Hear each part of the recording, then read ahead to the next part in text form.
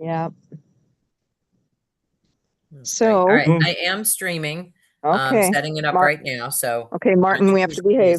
behave. We we always behave, no matter I don't know. how you relate to. All righty. So, welcome Betty and Renee, and I assume Andy.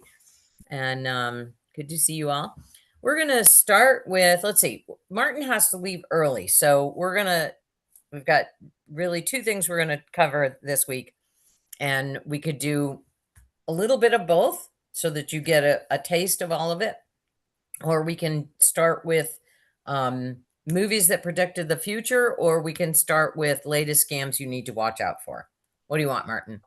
Oh, gee, let's go into the movies. That's always kind of fun. All right. Okay, so who can name a movie that you think predicted the technology of today? Westworld. Oh, 2001: A Space Odyssey. yes, Yeah. definitely. Westworld. I don't know about Westworld. 2001 for sure. Yeah. Ooh, Kathy's joining us this morning. Morning, Kathy. Hey, Good Kathy. morning. Good to Missed see you you. guys. Good to see you too. Any other guesses? Anybody can think of anything? Space Odyssey and Westworld are the two that we set movies that predicted the future in I technology. was going to say 1984, but that was, I would say 1984 We thought that was- definitely predicted we the thought future. that was the future. Definitely. That's one of them. Huh. You'd be amazed at how many there are. I mean, there's an obvious clue in the newsletter. So if you saw the newsletter and saw the tech link in the newsletter, you mean I do a new picture every week for nothing? I don't know. I love it. I normally look at all that stuff. Did anybody see the bonus points for anybody who saw what was the picture? Did you recognize it? We're all getting caught with our egg on our face. I know. No. I didn't think I was trying to figure it out. I don't know. Well, it's very small, so it is hard to see. I'll give you that. I But, stretched it. I looked at it, stretched it. And I didn't. Did you? I will go ahead and I'll show you the picture and you're going to know instantly when you see it large. So let me share screen. Before I had my cataracts done, I was taking pictures of everything to read a label on how long it cooks something. I was like, Okay, what's the movie? Oh, Back to the oh, Future. Back to the Back to the Future. Future. Michael J. Fox, Back to the Future. Yeah. Who, speaking of people looking old these days, Yeah. bless his heart, he is doing so much good for research for his disease, but and he's still getting out there, so yay him. Good for him. You're right. Good. Yeah, he really is. All right, so let's look at, you're not going to believe how long ago some of this stuff actually predicted the future. So let me go back to share. And we'll just share the window and go to this one. So five movies. This one, Metropolis from 1927. Oh, Gee. Cinema was invented basically in 1895, but in Metropolis, they talked about any kind of science fiction. It's like, is this going to be true? Well, stream video calling was talked about in Metropolis. Computers, alternative energy producing machines, androids, human cloning, and air transportation, none of which was wild back then. So 2000. Oh, Hitchhiker's Guide to the Galaxy. I should have thought of that. Yep, 1927. Hitchhiker's Guide to the Galaxy, and had a remake in 2005, which I have not seen, but 1981. And of course, these are books as well. So Douglas Adams, really great writer. So obviously, this one and talking about the rules, metallic books with big screens, search queries are voice triggered. That's just like normal life for us.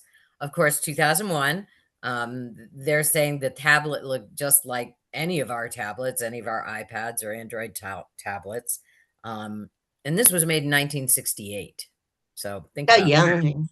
And in fact, Samsung used it as a legal argument to defend itself against plagiarism complaints made by Apple. When Samsung was making tablets, they're like, this existed way before your tablet did, so we didn't steal from you, which is kind of fun. And then Minority Report, which I'm sure I've seen it because I'm pretty sure I've seen Yeah. every Tom Cruise movie. But facial and eye recognition technology. This came out in 2002, didn't exist at that time. So interesting. I didn't remember that. And then, of course, Back to the Future and all of the wearables.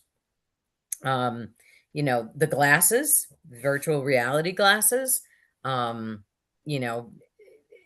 of the Underwear with a designer name on it. So look at that. I mean, and when did this come out the first time? Oh, only once in 1989, which was way before this existed. So kind of fun there. Huh. All right. And then How about what? how about the guy who talked into his shoe? Maxwell Smart. Get smart. Yep. That's smart. Yep. A couple years Exactly, later, we're talking to a football, That's another wearable. I love it. It's a wearable and a phone. And if you take any of the just went blank, James Bond movies, and all of that technology existed. I remember watching James Bond in the 60s Loved it. and going, that's not possible. And yet we're totally there. So kind of Yeah. fun. And then these are going to be some repeats because, it's a repeat. But here's another very old one that I had never heard of. But The Woman in the Moon, 1929, space travel via rockets. 28 years before it was possible, this movie talked about it. Dick Tracy and his smartwatch. That's right. How about the Jetsons? And the That's Jetsons. that's what I was just saying, thinking of the Jetsons. Absolutely. And simple stuff like Roomba, our vacuums. Right. Of course, Space Odyssey again, $6 Million Man, and all of the biotechnology. Oh, right. Remember all of that? I remember. I mean, that's kind of like anytime a friend of mine gets surgery and gets new body parts, it's like, you are the $6 million woman or man, and only somebody our age would really get that reference, because young people will be like, what are you talking about? I didn't see Short Circuit. Did anybody? Oh, was No. that when the woman wouldn't move out of her apartment in the city? Yeah, I'm not sure. It was- 1986. the builders were all trying to move her out, and these people from the Martians or whatever came to help her. Huh. Wow. Well, this one's talking about military robots. We're gonna have to look this up. Never mind. Oh, no, it's okay. IMDb. Everybody use IMDb? What is Yes. that? IMDb, Internet Movie Database, and it's not just movies, it's shows as well.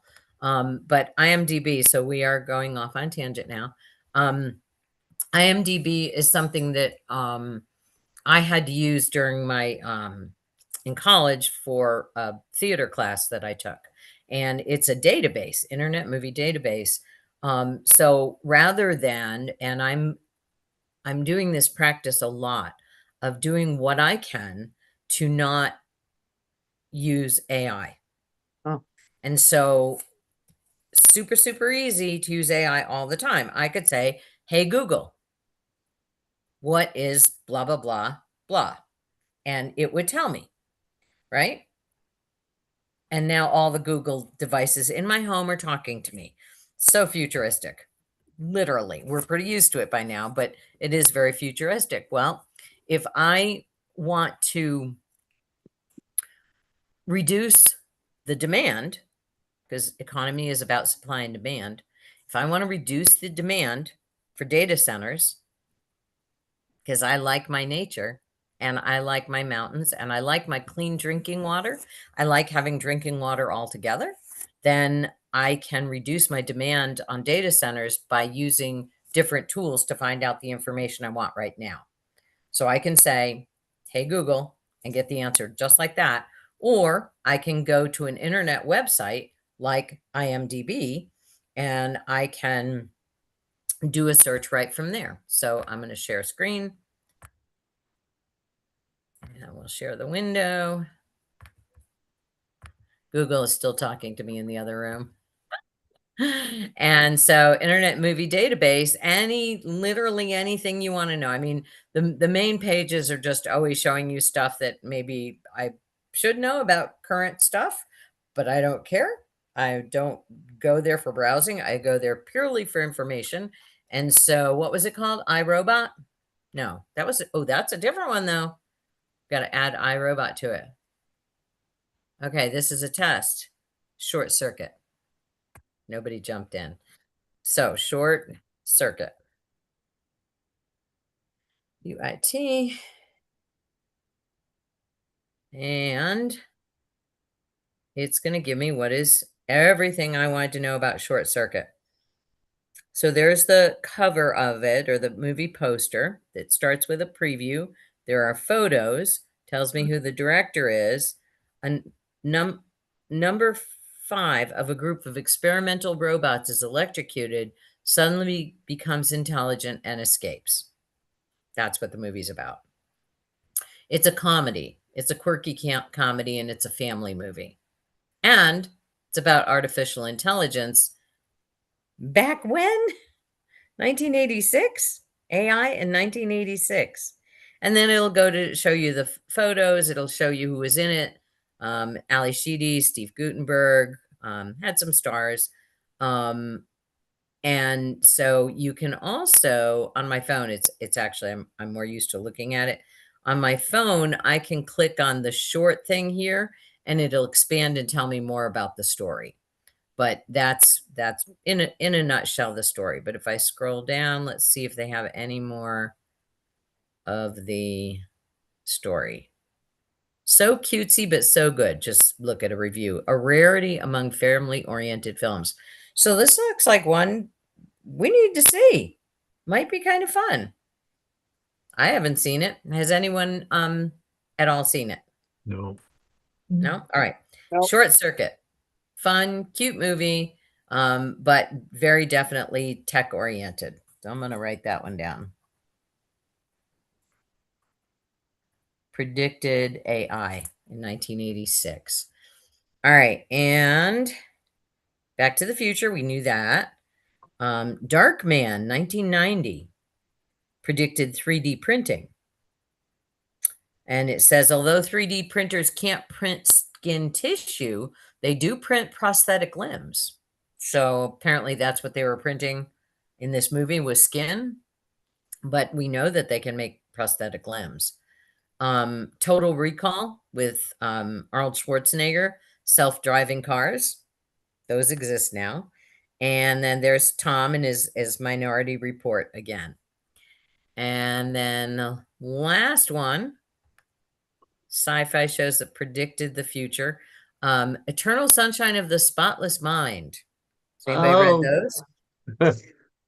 Erasing Memories. In the University of Toronto has made an effort to erase targeted memory of events for PTSD. So while this isn't something that we widely know and use right now, something that is being currently researched, apparently with some success.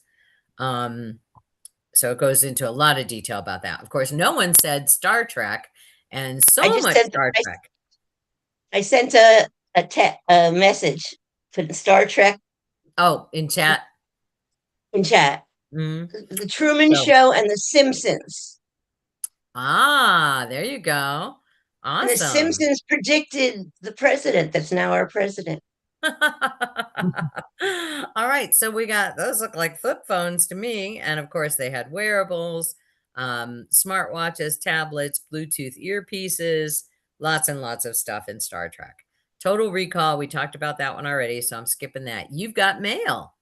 So techie, but in a different way, talking about online dating apps. Those didn't exist in 1998. And we think of them now as like, well, yeah, what's the big deal? But they didn't exist. And War Games, online hacking. This is 1983. Didn't exist back then. That looks like Matthew Broderick. Doesn't it? I think it is. So those are some fun ones. And then for those who are not much into movies, we've got books. Handmaid's Tale, Frankenstein, Fahrenheit 451. I will be sending you these lists. There's a couple of books that I haven't heard of, and so I'm kind of interested. These are more of a broader picture rather than technology rated, although some of them are obviously technology rated, but the broader picture of kind of life today versus Fahrenheit 451, flat screen TVs and earshell personal headphones. Earshell, that was 1953. I guess we didn't have those then. Jules Verne, which was written in 1863. He is famous for having literally been able to see the future in things that we think of as just very commonplace now. Glass skyscrapers, high-speed rail, gas-powered automobiles. I mean, 1863, how does somebody's brain do that? That's pretty amazing to me. George Orwell, The World Set Free. This is another H.G. Wells, another science fiction writer. The Machine Stops, E.M. Forrester, Margaret Atwood, Handmaid's Tale, and many of these are movies as well. Snow Crush. This one is about the metaverse, predicted digital avatars, cryptocurrency, and the metaverse. So, and this was written in 1992, a time when that did not exist either. So, and then one more thing on books. We've got 1984, which was already mentioned, Parable of the Sower, which I read fairly recently. Very dystopian, interesting, sort of chilly prediction. Fahrenheit 451, When the Sleeper Wakes, another H.G. Wells. So apparently H.G. Wells knew something we didn't know because he did a bunch of them. And there's another E.M. Forrester. Which was the burning book? Was that Fahrenheit 451? Yes. Yeah. That's the temperature at which paper ignites. Fahrenheit 451, 451 degrees Fahrenheit. I remembered. This one's interesting. Gulliver's Travels, Jonathan Swift. This was written a long time ago. It was written as a satire, described 2 moons that had orbits around Mars. 150 years later, the scientists did discover 2 moons with strange behavior that matched Swift's description. So he was 150. I wish it said what year he wrote that. But, and then Stand on Zanzibar, that one was mentioned already. The Narrative of Arthur Gordon Pym of Nantucket by Edgar Allan Poe. Interesting. That would be 1838. Yeah. They draw lots. 50 years later, a real life person named Richard Parker lost his life to his fellow sailors' cannibalism after they got shipwrecked in a storm. How do you explain that? That's just bizarre to me. 1838 and 50 years later, same name. That's what's so bizarre to me about that. Same name. And then so I'll be sending you those. Just kind of some fun stuff. We talk about old stuff, that new stuff, and the difference between the two, but some people saw this stuff way in advance, so kind of interesting. Terry. My brother, who lived in LA for most of the time since he was a teenager, always looked at all kinds of what's wrong with this picture kind of thing. Like he'd look and see there was a can of Coke, Diet Coke on the table, and it was, way before that. But all kinds of little things that they look at are in the city background or something like that. It was really funny because you after that I like couldn't get stop looking at even at different movies and seeing Oh, mistakes in gotcha in mistakes. the Yeah, in the Craftworks. Yeah. Yeah, I yeah, pick those out a lot too. It's kind of a hobby of mistakes that are making in movies. Like they're right. showing the same scene, but they cut to one person, then cut back. And there's either their hair is different, they're wearing something different. Those are big obvious mistakes. They're supposedly still standing in the kitchen talking, but the actor now has a different shirt on. And there wasn't anything about somebody changing his shirt. All right.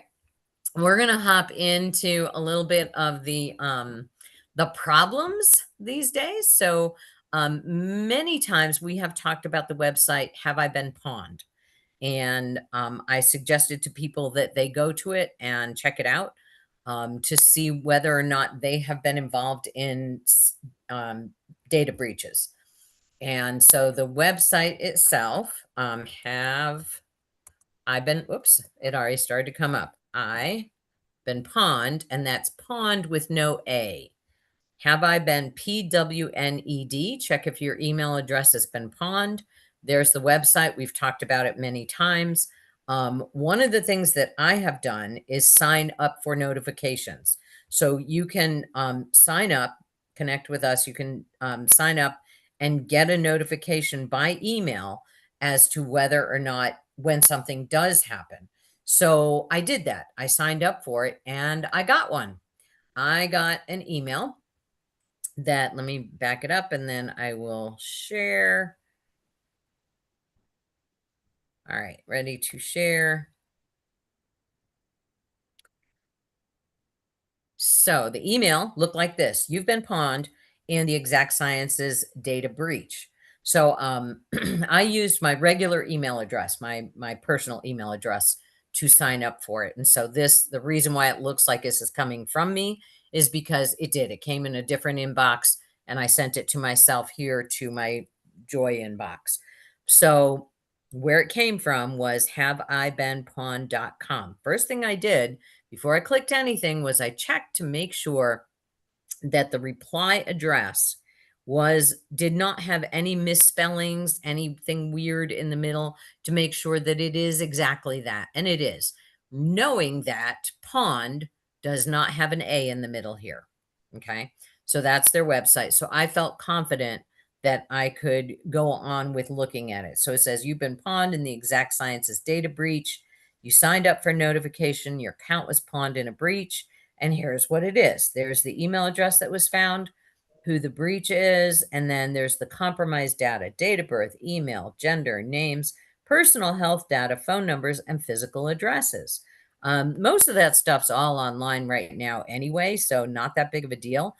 But here is the description of it, which is really strange to me because Exact Sciences, which is now owned by Abbott Laboratories, was part of a pay or leak extortion campaign. So literally hackers went to, we'll just call it Abbott, and said, you'll pay us for this data that we've gotten from you on your clients, or we'll leak it all. We'll sell it on the dark web, and it'll be part of the big mosh of information that's floating around out there that's traded around like currency. Here's the bizarre thing. This is data from the company's cancer diagnostic business, which is the Cologuard at-home colorectal cancer screening test. What's bizarre about this is that I have never done or asked for or got a prescription for Cologuard.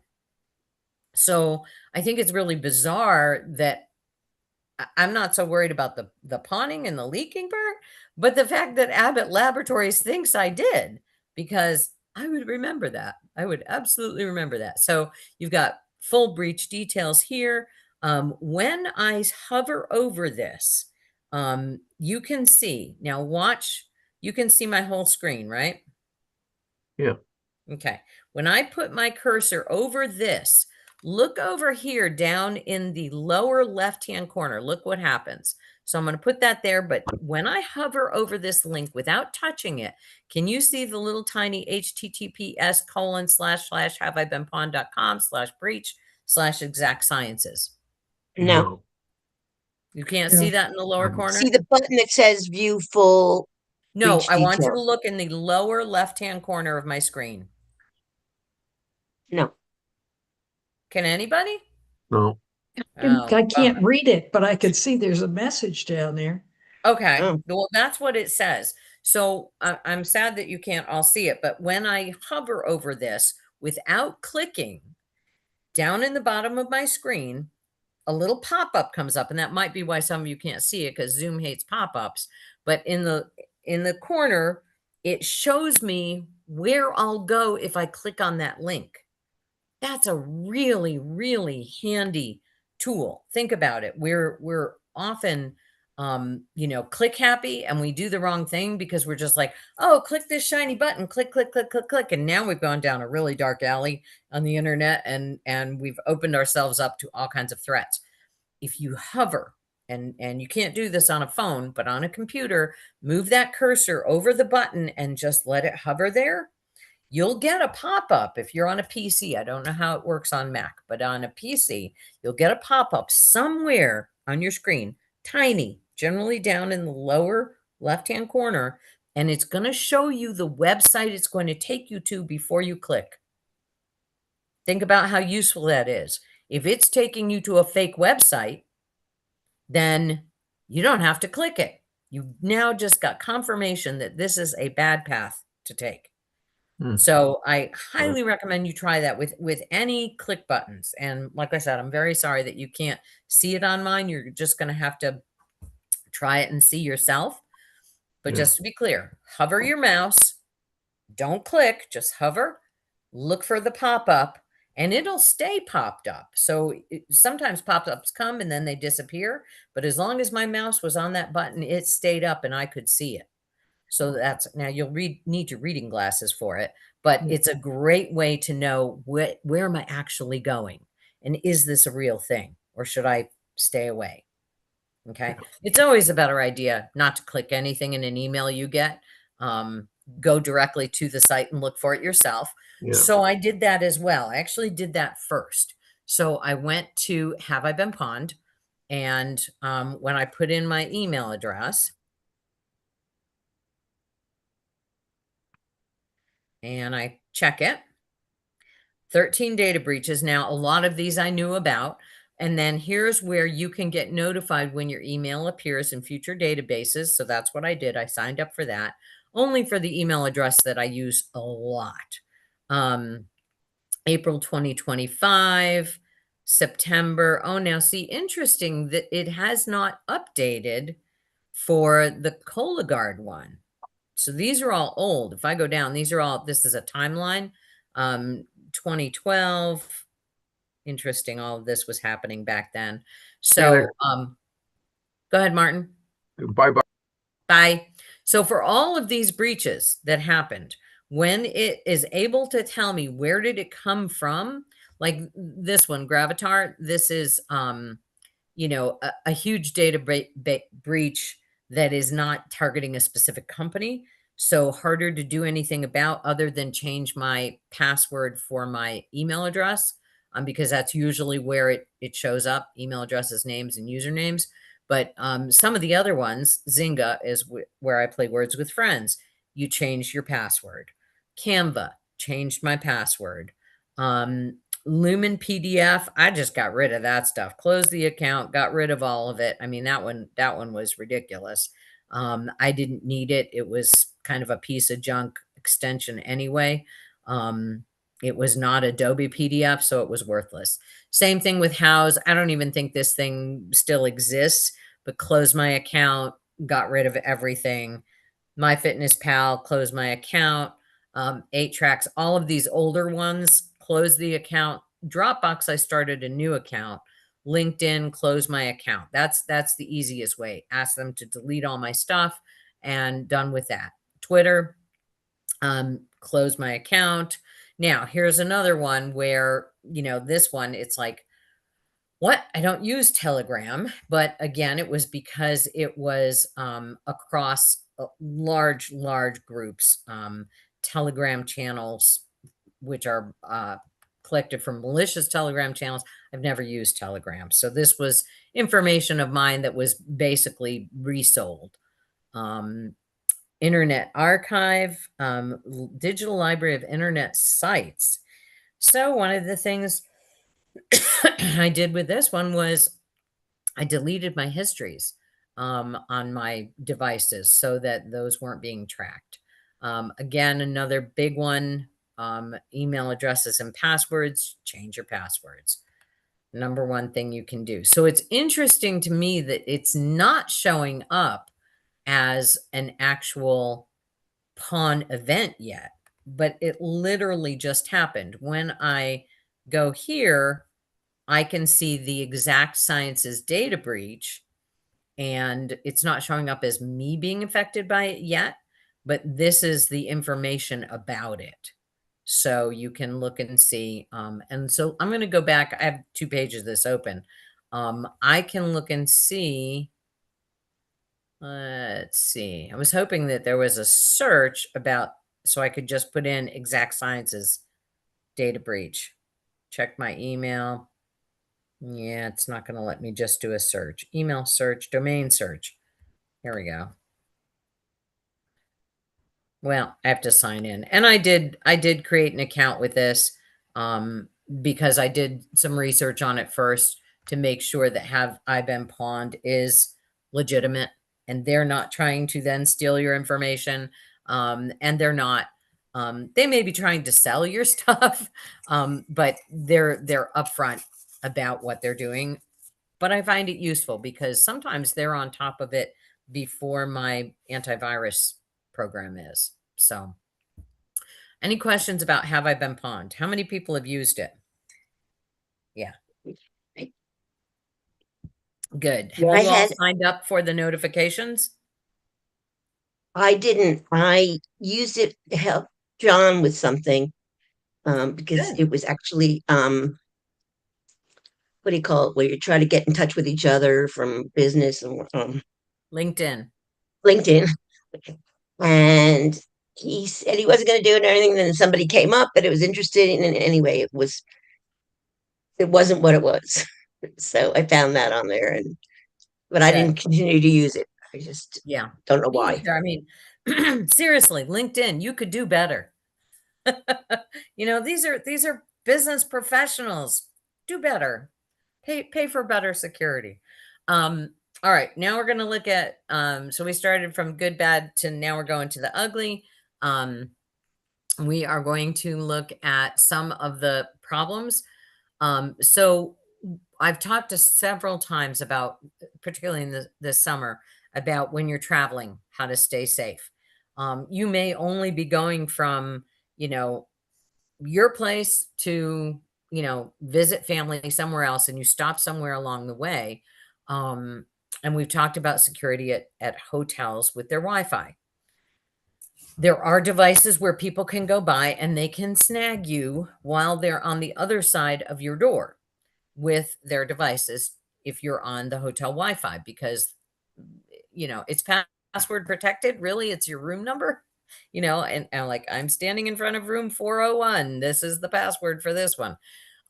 But here's the frightening thing, which I didn't even think about, but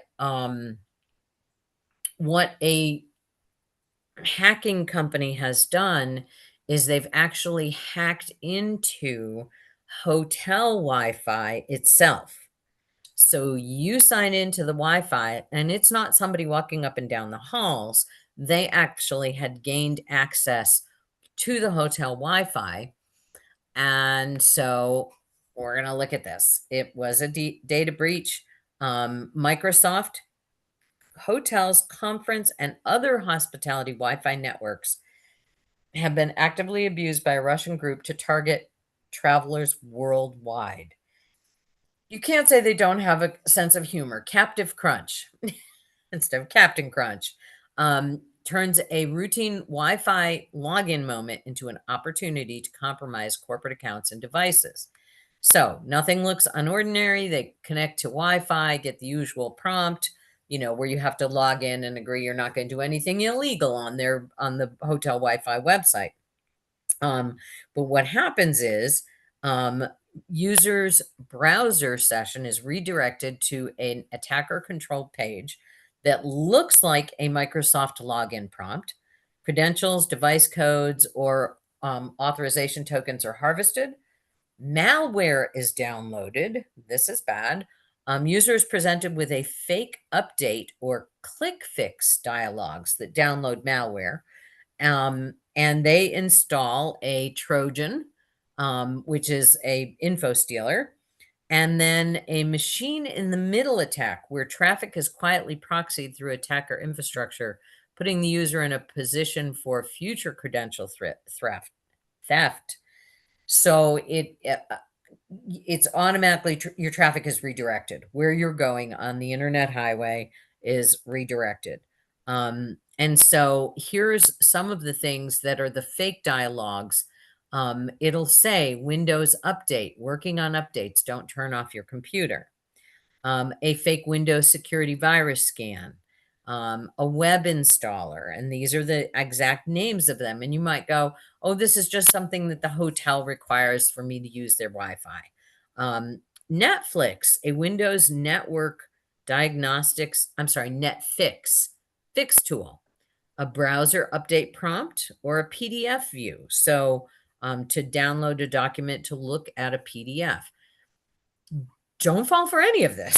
If you log into a hotel or, and it says, or hospitality. So, you could literally be at a restaurant and it would have to be a big one and a national chain. Nobody's going to do this at mom and pop. So always eat at mom and pops. But support small business. But so, you've got all of these options that you might go, okay, this is just part of it. So first thing that they recommend is use your phone's hotspot. So if you don't have a hotspot, you have to pay for it. So if you don't have hotspot, you can't do that. Just tell you right off the bat, your phone account with Verizon, AT&T, T-Mobile, whoever your server is, you literally have to pay for hotspot. It's not that much money, particularly if you travel a lot or use Wi-Fi outside of your home a lot. It's not that much money, and it's really convenient because there may be many places where you have a cell signal, but you don't have any Wi-Fi, and you need to do something, and you can't unless you get onto Wi-Fi. And I use that a lot when I'm going from looking at my tablet when I'm traveling. I use my phone as my hotspot and use my tablet as my big screen that I'm actually looking at. Same thing with my computer. If I don't want to log into a public Wi-Fi, I'll use my phone because cell signals are more secure. If you have to use public Wi-Fi, you use a VPN. Now, we've talked about VPNs. They're not very expensive. There are some free ones. Always you get what you pay for. A VPN that you pay for. Again, if you are traveling and need to get on the internet, not a bad idea. So what you do is you authenticate first on the hotel portal, then launch your VPN, because oftentimes when you are using public Wi-Fi somewhere, it will not let you log in if you're using a VPN, because the public Wi-Fi is going, okay, how can somebody from Las Vegas be logging into my system? And it won't allow it. It just blocks it. So you log in first, because that's not going to take any time and you're not going anywhere. You're just doing the login. Then turn on your VPN so that it will instantly block all internet traffic if the VPN disconnects even for a second. So that helps you stay safe. Always inspect the certificate of any login for Wi-Fi or security profile. Just don't do it if you think it's bad. using HTTP sites instead of HTTPS because the S stands for security. Many captive portals ask for an email address for registration marketing. Okay, might be benign, but do you have to? If you have to, have a throwaway one. I have many email addresses, and some of them, my Yahoo one is totally just for throwaway. Somebody demands that I give them my email address, and I don't want to get anything from them. I give them my Yahoo one. Have at it. You can market me all day long through that one because I'm never going to see it until I go in about every 3 months and I delete everything, and then it goes on its way. Don't rush to follow instructions on a web page prompt, particularly if you ask you to run commands or copy and paste. Be careful of anything that's trying to fix something when you're using Wi-Fi. It's not real. Having any kind of anti-malware on your device is always good. And then to keep yourself even more secure, places where you've got a lot of data, Microsoft 365, Google Workspace, or other places where you are using, where your life data is on there, because you've got stuff saved, you've got documents, things like that. Don't do that while you're on Wi-Fi. And it interesting to me, it didn't talk about that you really don't want to do any banking while you're there. So there's that. I would have said don't bank for sure. Don't do anything financial, but definitely don't bank. So that traveler one is a little bit frightening. Any comments, questions, Terry? Is banking also including credit card charges and what do you call it? Like paying, Venmoing, you're out to dinner and you're Venmoing people. Is that banking? That's a good question. Technically speaking, it is banking. I'm really talking more about logging into your bank. So mobile banking. Okay. Payment methods, they've all been hacked. You're actually using them random chance. That's going for one small fish in a great big pond. Last week or the week before, we talked about being at a busy art space, a busy museum, a crowded festival where you're doing stuff like that. Yes, people do have devices where when you've got your card out of your protective RFID sleeve, and you're tapping to pay, yes, tapping to pay, know your vendor, know for sure. Make sure you ask, am I going to get a printed receipt? I want a receipt. So you can see the charges, because vendors have been caught upcharging, for things you didn't buy whatsoever. So getting that printed receipt. People walking through a crowd can capture a lot of data with those. It's a radio signal. So when you're doing tap to pay or something like that, or just having your card out, those radio signals on the chips, they can actually capture that. So being very careful with your stuff in crowded spaces like that. And sadly, the tap to pay thing was like, that's part of that, is that they can now get into that. So, avoid Burning Man, don't go to Bonnaroo, all of those big festivals that are problematic, avoid that. Washington, should I not? The Washington County Fair out here is. You're probably okay. You're probably okay with that. It's a great fair. It's a great. Is it? County I love fairs. I'm looking forward to our Mountain State Fair. Oh, Betty, the are you going to pigs be were in the- town when that happens in September? Betty, Ready? is she awake? Mountain State Fair happens in Asheville, and it's actually in Fletcher in September. Uh-huh. It's a wonderful fair. Yeah.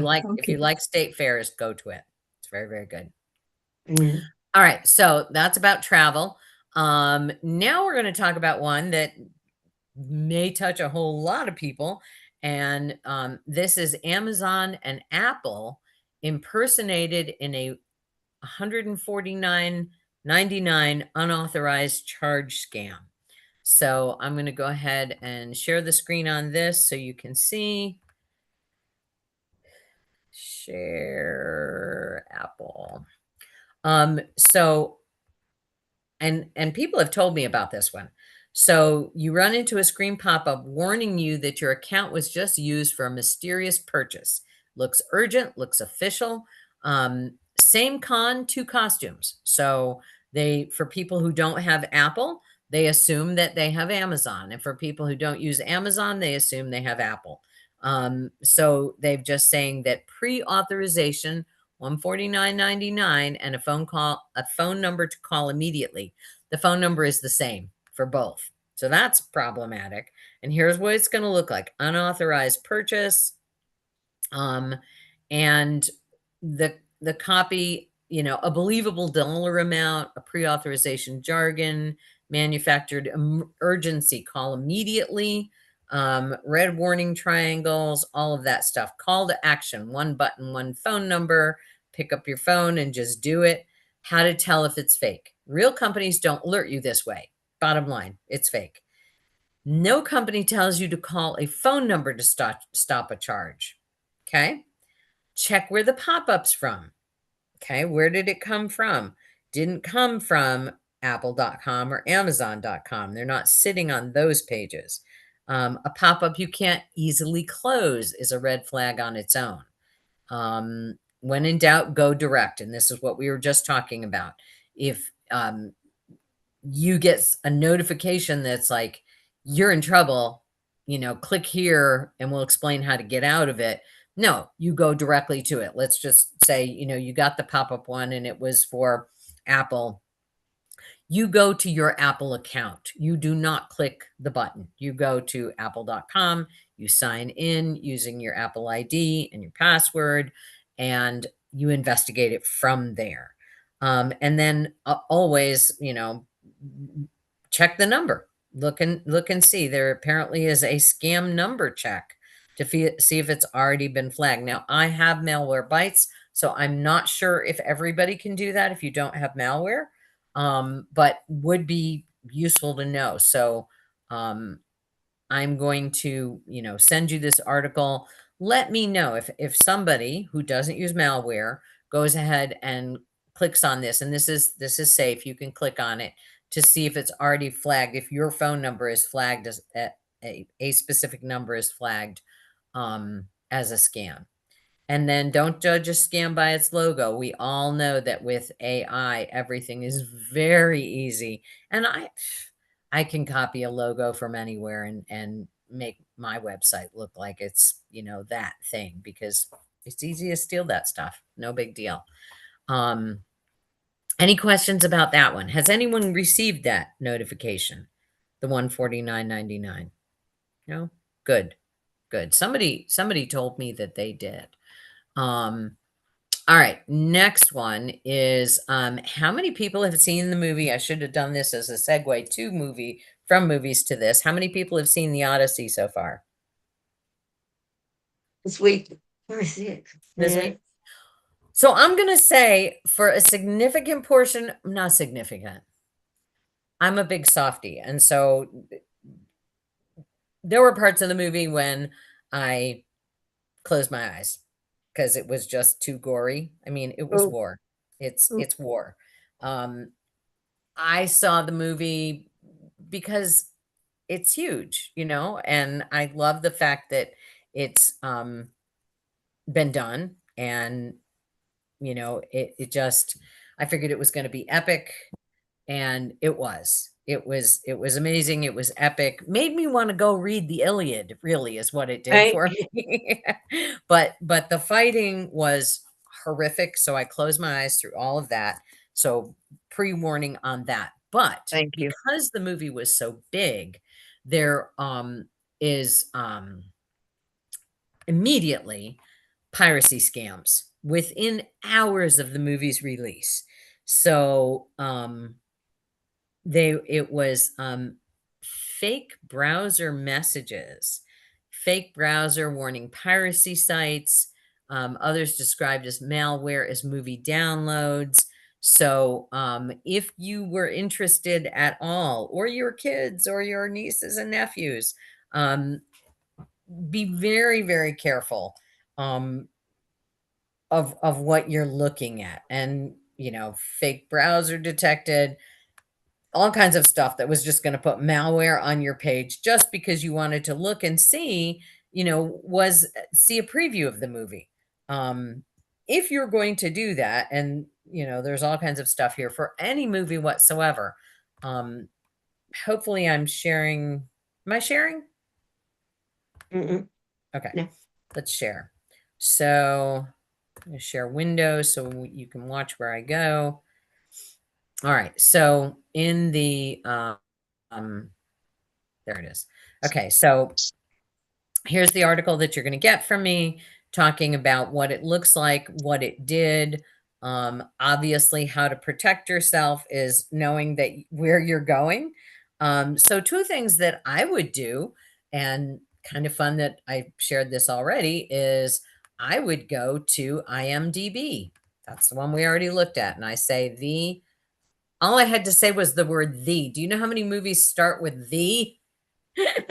and the Odyssey shows up. So I click on the Odyssey and it shows up, and I can watch a preview right from here.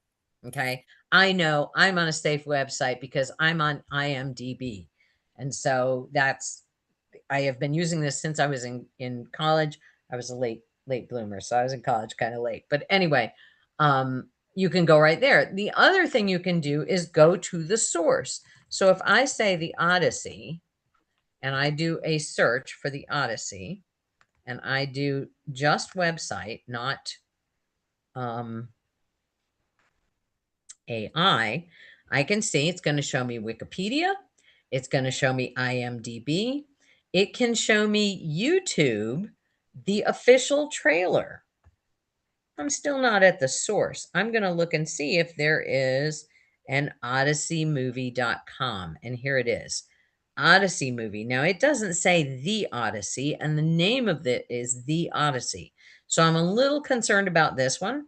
Not sure if this is the actual movie or if it's one of those fake ones.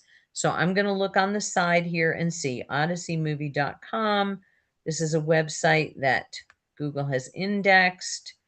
I'm not 100% certain about this, so I'm not going to go there because the name of it is The Odyssey.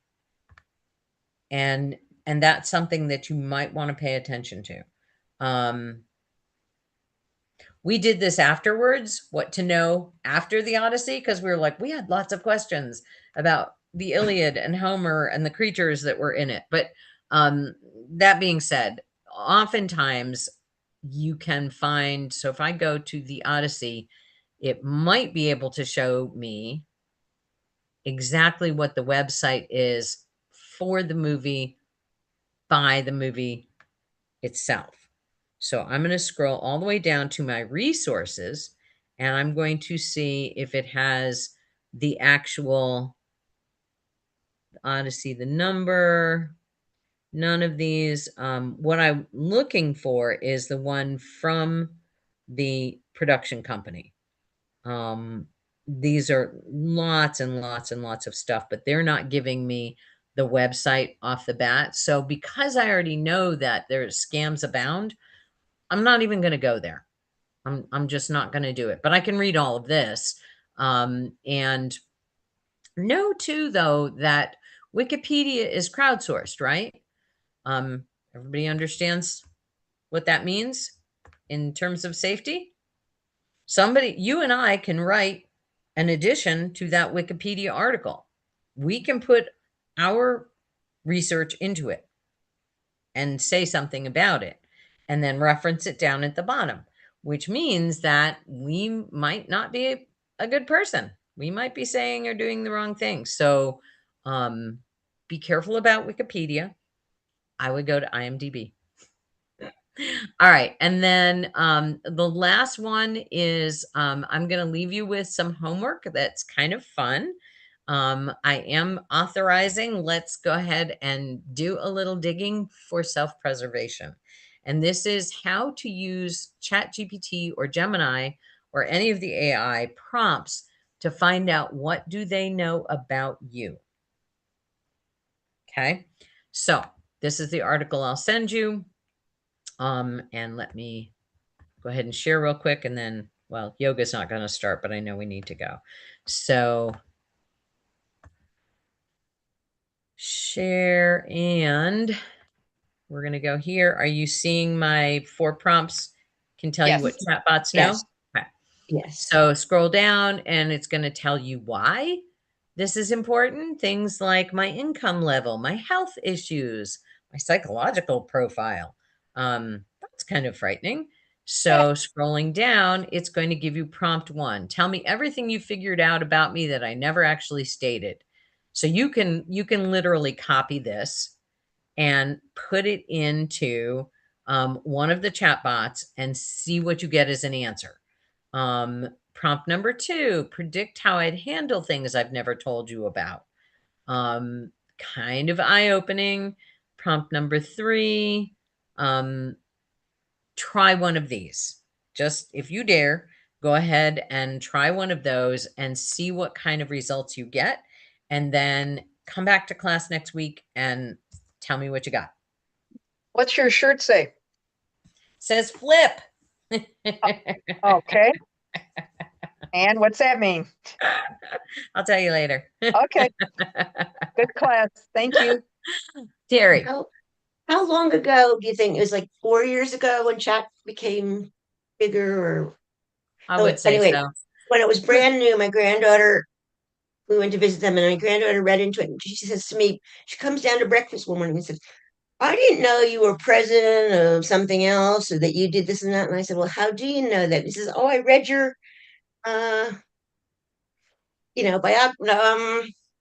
resume. She said, I read a resume. And I said, well, when was it from? I hadn't, I've been retired now 12, 13 years. Yeah. And just, oh, I don't know, but it had all this stuff from, all these things. And I said, well, I guess I should look it up and see what they know about me.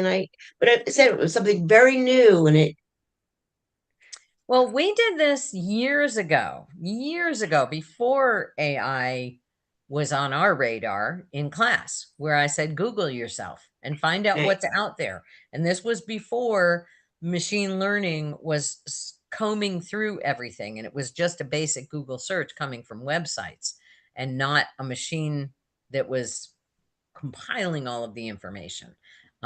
So, now there's even more. So I dare you. okay. Any requests for next week? All right. Small Yeah. class this week, but we had fun. Thanks, y'all. That was great. I Have a love that great movie. day. Thank you. I keep thinking about it over and over every time. Short Circuit. We got to watch Short Circuit.